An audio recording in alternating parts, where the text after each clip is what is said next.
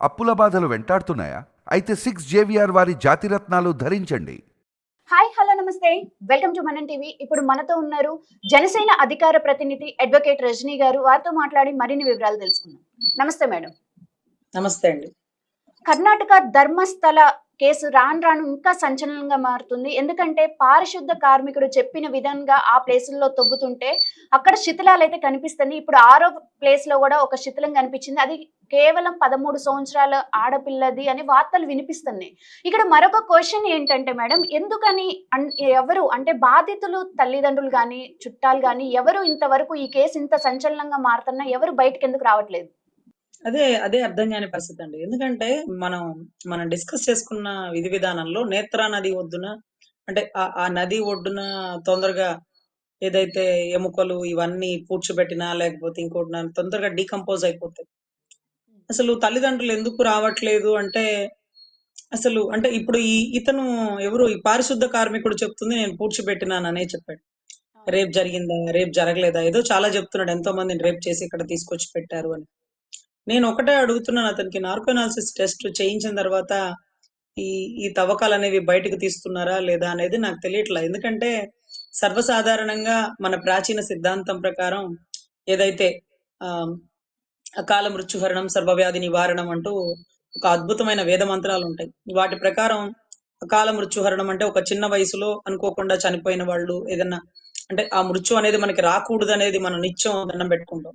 So చిన్న వయసులో చనిపోయిన వారికి, కన్నెపిల్లలుగా చనిపోయిన వారిని ఏదైతే శివాధీనంలో అంటే అక్కడ పూడ్చిపెట్టిన, అక్కడ కాల్చేసిన వాళ్ళకి ముక్తి మోక్షం దొరుకుతుందని, మరుజన్మలో ఇలాంటి కర్మ అనుభవించకుండా పోతారంటూ సో కొన్ని కొన్ని ఏదో నానుడి ఉంటదండి.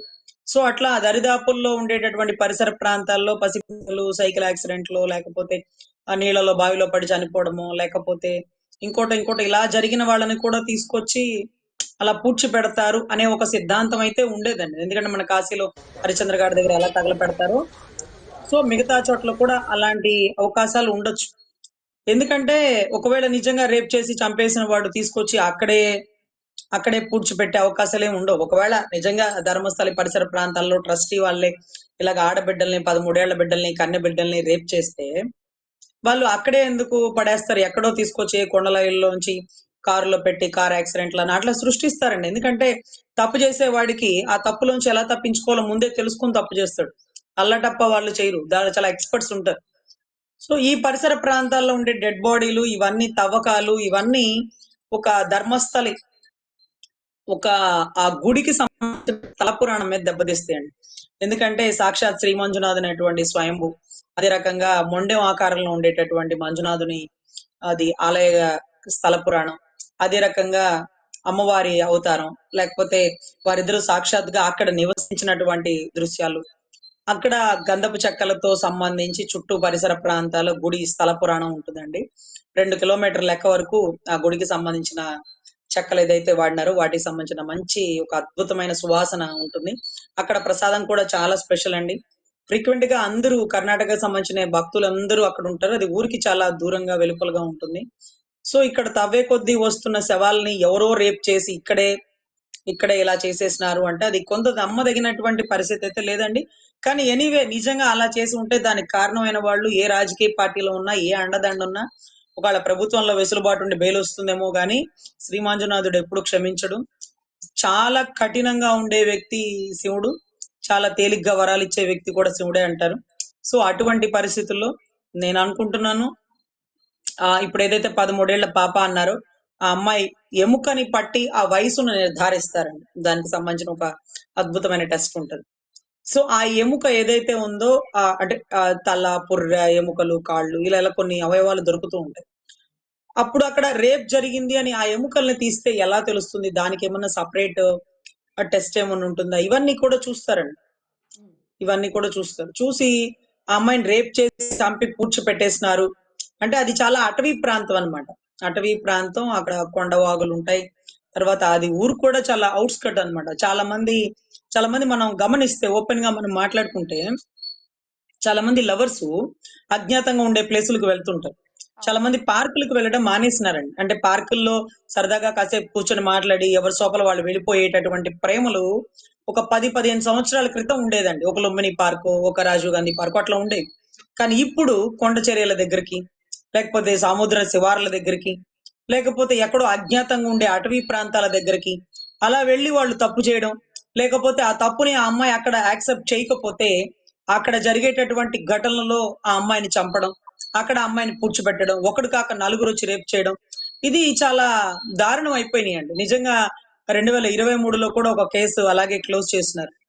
సిఐడి, వాళ్ళు మేము చేయలేము, టైం వేస్ట్, మాకు మనీ వేస్ట్ అన్నట్టుగా.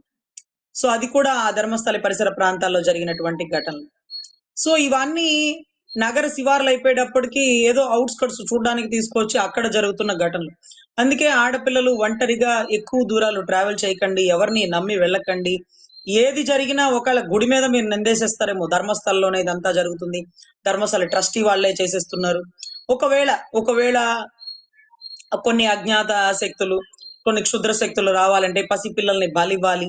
అది కూడా చంపేసి ఇక్కడే పూడ్చిపెట్టాలి. అప్పుడు శక్తులొస్తాయి అనేటటువంటి క్షుద్ర పూజలు కూడా ఉంటుంటాయి. అలాంటివి కూడా ఉండే అవకాశాలు ఉండొచ్చు. So whatever it may be, దీని మీద పూర్తి విచారణ అయితే సమగ్ర విచారణ జరగాలి. దీనివల్ల దీనివల్ల దేవాలయ స్థల పురాణానికి ఎక్కడ మచ్చ రాదు. మచ్చ రాకూడదు. రానివ్వకూడదు. సో అదే రకంగా గుడి ట్రస్టీ వాళ్ళు తప్పు చేస్తే తన్ని తగలేయండి. ఎందుకంటే దేవుడి దగ్గరుండి ఆ దేవుడి దేవుడి ధ్యానంలో ఉండాల్సిన వారు ఈ రోజు దేవుణ్ణి అడ్డం పెట్టుకొని ఆడబిడ్డల చావుకు కారణమైతే మాత్రం ఏ మాత్రం ఉపేక్షించేది లేదు. చట్టరీత్యా తక్షణ చర్యలు జరగాలి. వారికి ఏ రాజకీయ పార్టీలు అండదండగా నిలబడాల్సినటువంటి పని లేదు. ఎందుకంటే ప్రజలు ఉమ్మేస్తారు. అవును. ఇంత నరరూప రాక్షకుల్ని, ఇంతమంది ఆడబిడ్డల్ని బలికొన్న వాడిని ఒక పార్టీ సపోర్ట్ చేస్తుందన్నా, కొంతమంది వ్యక్తులు సపోర్ట్ చేస్తున్నారన్నది ఏమాత్రం ఉపేక్షించేది లేదండి.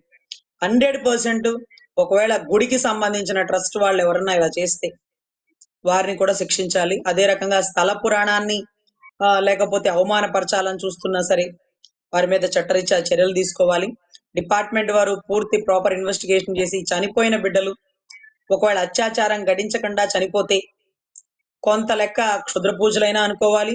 కొంత లెక్క చనిపోయిన వారిని తీసుకొచ్చి ఇక్కడ పూడ్చిపెడితే ఏదో పుణ్యం పురుషార్థం వచ్చిద్ది. వచ్చే జన్మైనా ఏ కర్మ లేకుండా ఉంటుంది. మంచి మంచి అంటే మంచి మోక్షం దొరుకుతుంది అనేటటువంటి నానుడి స్థల పురాణం ఏమన్నా ఉండొచ్చండి. What ever it may be. ఆ అటవీ ప్రాంతాలు చూస్తుంటే అంతా మారుమూల ఏరియాలు.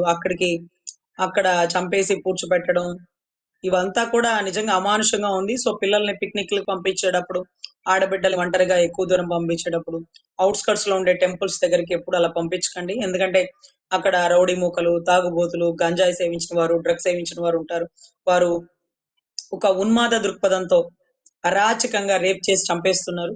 సో మనం కొంచెం జాగ్రత్తగా ఉండవలసినటువంటి బాధ్యత. ఏమైనా గానీ నిఘా వ్యవస్థలు, నిఘా సంస్థలు ఎక్కడికెక్కడైనా అతను చెప్పిన దగ్గర అంతా తవ్వుతుంటే ప్రతి డెడ్ బాడీ వస్తుంటే కొద్దో గొప్ప అతనికి సమాచారం తెలుసు అని మనం భావించాలి. కానీ ఆ తెలిసిన సమాచారం చనిపోయిన వారిని పూడ్చిపెడుతున్నారా? చంపే పూడ్చిపెడుతున్నారా? అత్యాచారాలు చేసి పూడ్చిపెడుతున్నారా? క్షుద్ర పూజలకి పూడ్చిపెడుతున్నారా? అనేది ఇతని ఒక్కడి వల్లే సాధ్యం కాదు. అంటే ఒక బాడీని నెత్తినేసుకొని తీసుకొనొచ్చి తవ్వేసి పూడ్చిపెట్టడం సినిమాల్లో చూస్తారు గానీ యథార్థంలో జరగదండి. అవును. ఇతను ఒక మున్సిపల్ వర్కర్. ఇతనితో పాటు ఒక 5, 6 ఒక 10 మంది కలిసి ఈ పనులు చేస్తూ ఉండుండాలి. ఇతనితో పాటు పనిచేసిన వాళ్ళని కూడా పట్టుకోండి. వాళ్ళని కూడా తీసుకురండి. ఇతను నిజం చెప్తున్నాడా? అబద్ధం చెప్తున్నాడా? ఏ కారణంగా అక్కడ మానేసి వెళ్ళిపోయాడు? ఏ ఉద్దేశంతో ఈ రోజు డిగ్రేడ్ చేస్తున్నాడా? లేకపోతే యథార్థం చెప్తున్నాడా? నిజంగా మాతో అలా చేపిచ్చారని చెప్తారా? ఇవన్నీ మాట్లాడే ప్రతి ఒక్కరిని నార్కో అనాలిసిస్ టెస్ట్ చేయాలండి. వారంతట వారికి అంటే చట్టం ఒకటుంది కాబట్టి మనం బలవంతంగా చేయడానికి లేదు కాబట్టి వారు చెప్తుంది నిజమైతే ఒప్పుకోవాలి.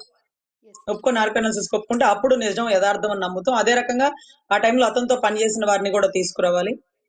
వారి దగ్గర నుంచి చాలా సమాచారం వస్తుంది. ఆ టైంలో ఉండే ట్రస్టీ వాళ్ళు ఎవరైతారంటే 1998 నుంచి 2014లో మధ్యలో ఉన్న ప్రతి ఒక్కరు అధికారులు గాని, అక్కడ పనిచేసిన వారు కానీ, అక్కడ పనిచేసిన ఈవోలు గాని, గుడి ట్రస్ట్ వాళ్ళు కానీ, what ever it may be ప్రతి ఒక్కరు వెలుగులోకి రావాలి. దీని మీద సమగ్ర విచారణ జరగాల్సిందే. రైట్. Thank you madam. నమస్తే.